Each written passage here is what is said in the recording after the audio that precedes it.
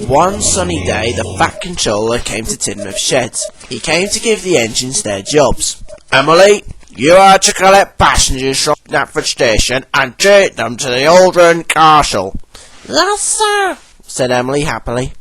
Percy, you are to go to the yards near the castle and help Toby shunt some trucks and deliver them. Yes, sir, said Percy.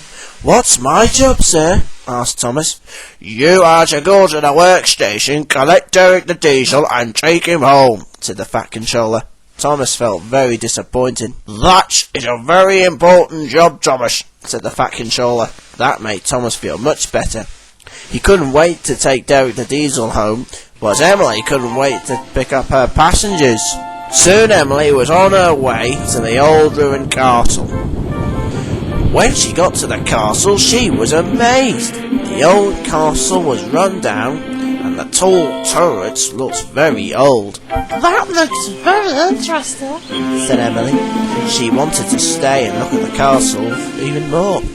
Just then the foreman arrived. Thank you, Emily, he said. Now you can go home. Emily felt very disappointed. Then she had an idea. She remembered that Toby and Percy were working nearby. I'm going to see if they need help, she said, and puffed away. Emily was right. Toby and Percy were in the yards. Their trucks had been shunted, and they were getting ready to deliver them. Emily puffed alongside Percy. Hello, she whistled cheerfully. What are you doing? We're going to make deliveries, said Percy. I'm taking a delivery to Terence the Tractor. I'm making a delivery to Miss Jenny, said Toby. Can I help? asked Emily. Percy thought that was a grand idea, but Toby didn't think so. No, thank you, Emily, said Toby. We'll be all right. Percy felt disappointed. Emily just wants to help, he said.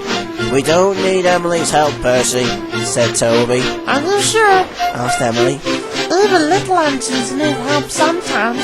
No, we don't, said Toby crossly. I don't need help from a silly interfering engine like you. This made Emily very cross, and before she could answer, Toby dinged his bell and puffed away. Don't mind Toby, said Percy. He often likes to work on his own. Emily was still very cross. Percy decided it was time he was off. Percy buffeted up to the trucks and pushed as hard as he could, but the trucks giggled and laughed. Hold back, hold back, they giggled. Come on, puffed Percy. No, no, no, no, laughed the trucks. Emily had an idea.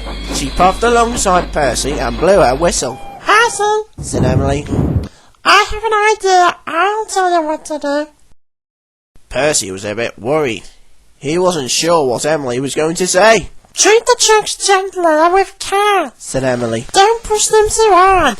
Just treat them with care and treat them properly, and they won't be a bother anymore. Percy smiled. Thank you, Emily, said Percy. Wait till Toby hears about this. Emily was very happy. Percy buffeted up to the trucks and pushed and pushed and pushed. Soon, the trucks slowly started to move. Emily felt very happy and she let out a great wheeze of steam. Suddenly, Percy didn't notice that he was running onto the wrong track. Stop, Percy! cried Emily. You're on the wrong track! But Percy didn't hear Emily. Suddenly, there was a loud crash.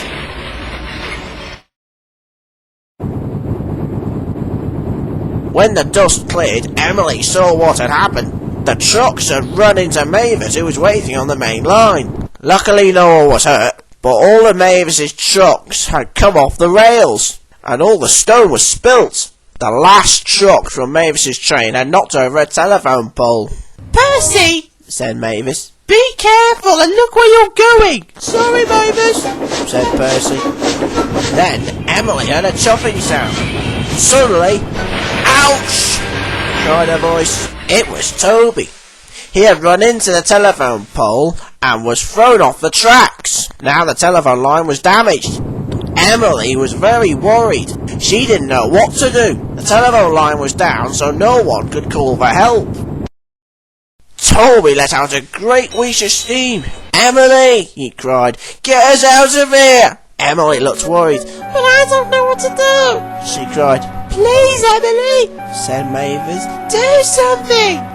You're the only one who can help us now, Said Percy. Emily looked very worried. She looked at the situation. Toby, Mavis and Percy were off the tracks and couldn't move. Then Emily had an idea. I'll go your help, She cried and puffed away. She ran to the next station where the station master was waiting. What's wrong? He asked.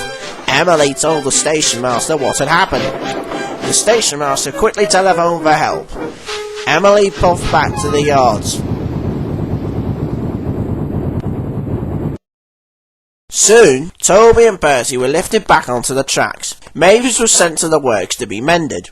Percy was covered in dust, and Toby's cow catchers were broken and would need repairing. Emily arrived back at the yards just as the fat conchuff was talking to Percy and Toby. Percy, he said, you sure have a lot to learn about trucks. You need to learn to be careful and look where you're going, he said.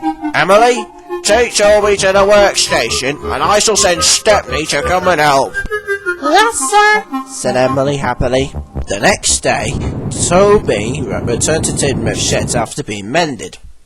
He saw the fat controller was talking to Emily. Emily, I am very pleased with you, he said.